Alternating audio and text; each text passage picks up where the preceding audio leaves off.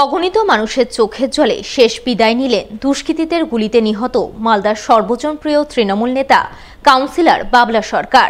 তার শেষ যাত্রার শোক মিছিলে সামিল হলেন শাসক বিরোধী বিভিন্ন রাজনৈতিক দলের নেতানেত্রীরা। স্বভাবতই গভীর শোকের ছায়া নেমে এলো মালদার রাজনৈতিক মহলে।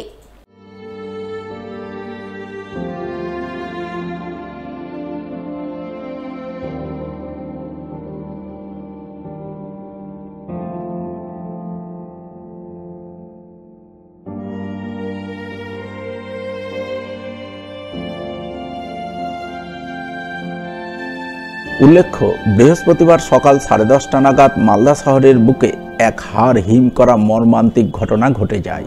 প্রকাশ্য দিবালোকে দুষ্কৃতীদের গুলিতে খুন হন মালদার তৃণমূল নেতা, ইংরেজবাজার পৌরসভার 6 বারের কাউন্সিলর তথা পৌরসভার একাধিকবারের প্রাক্তন ভাইস চেয়ারম্যান বাবলা সরকার। বৃহস্পতিবার এক দুষ্কৃতী দল তাকে তার নিজের 22 নম্বর ওয়ার্ডের নিমাসরাই সংলগ্ন পাইপ ফ্যাক্টরি মোড়ে রীতিমতো ধাওয়া করে একেবারে কাছ থেকে পরপর একাধিক গুলি করে নৃশংসভাবে খুন করে। এই খবর ছড়িয়ে পড়তে এই জেলায় রীতিমতো চাঞ্চল্য আলোড়ন তৈরি হয়। সাধারণ মানুষ থেকে শুরু করে বিভিন্ন রাজনৈতিক দলের নেতানেত্রীদের কথায় চোখে মুখে আতঙ্কের ছাপ ফুটে ওঠে।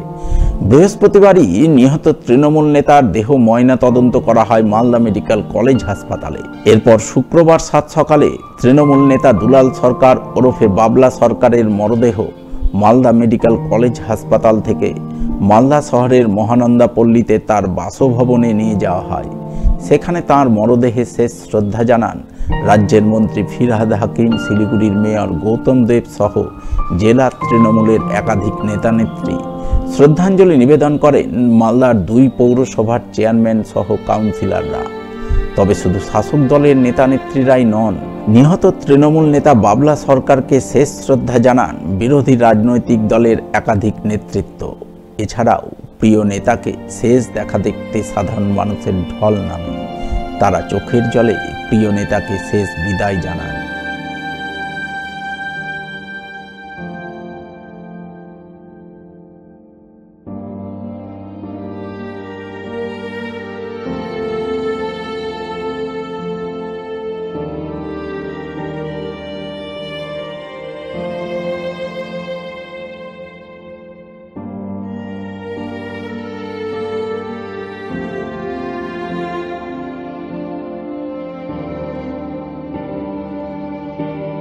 বাবলাদা আমাদের দলীয় নেতা ছিলেন, গুরুত্বপূর্ণ নেতৃত্ব ছিলেন, দলের বর্তমান সহসভাপতি কাউন্সিলর ছিলেন। তাকে এভাবে মরতে হবে আমরা কেউ ভাবতেও পারিনি কোনো দিন।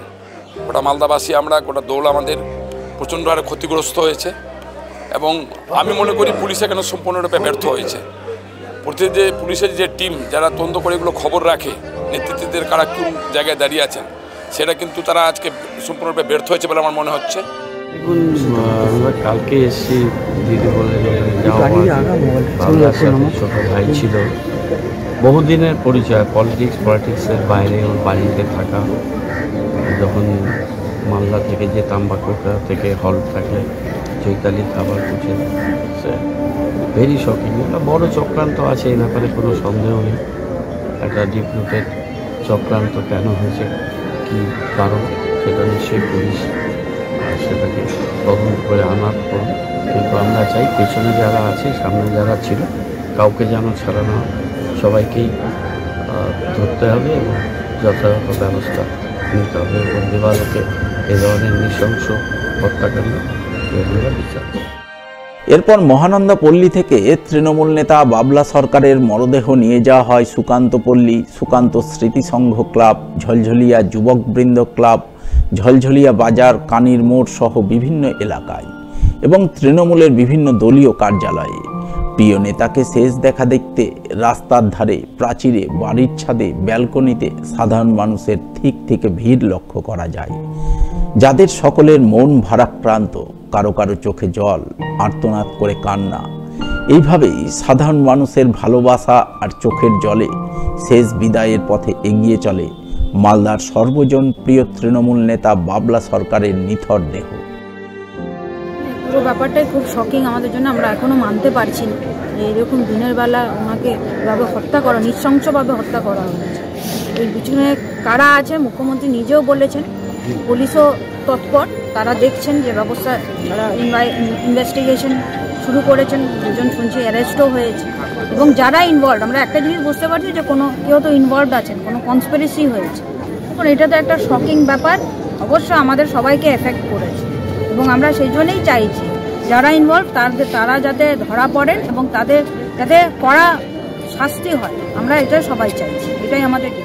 এইভাবে যে একটা মানুষকে চলে যেতে হবে মানে ভাবা যাচ্ছে না। মৃত্যু কাম্য না, কারো কোনো মৃত্যুই এরকম ভাবে কাম্য না, কিন্তু যারা মেরেছে তাদের যেন কঠোর থেকে কঠোরতম শাস্তি হয়। কিছু কিছু মানুষ তো ধরা পড়েছে, পুলিশ বলছে ধরা পড়বে, সে সামনে আসবেই। আজ যত বড়ই লিডার হোক, যত বড়ই মাথা হোক, দেখতে পাচ্ছেন ধরা পড়ছে, সবাই আসবেন, ওনাকে শেষ শ্রদ্ধা জানাবেন।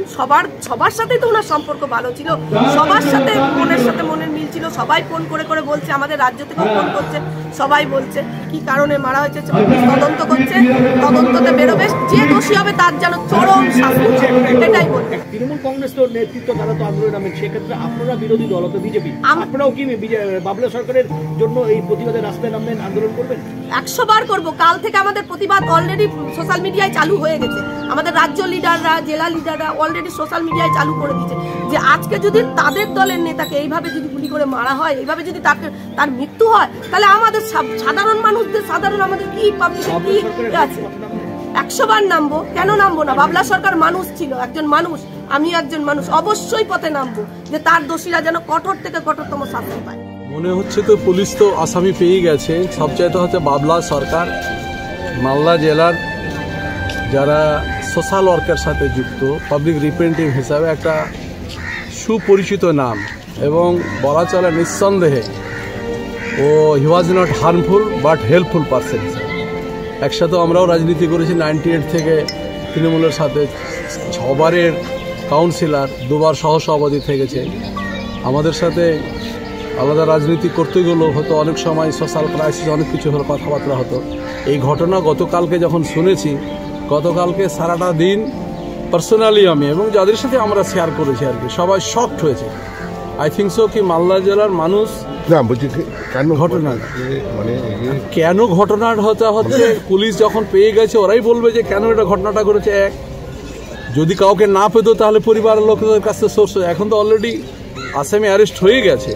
এবং সকালবেলায় আমার হরিশ্চন্দ্র থানার পুলিশরা রাত্রিবেলায় এই যে মালদাতে দুজন, মানে মালদা যেটা মানে মানিকচকের কথা শুনেছিলাম নাকি বর্ডার দিয়ে পালাচ্ছিল, তার মধ্যে লোকালের একজন আছে, একজন বিহারের আছে, আর 2 জন বিহারের লোককে মানে শালমারি পাশের আমাদের আজিমনগর থানার মধ্যে পড়ে, ওখান থেকে ধরেছে।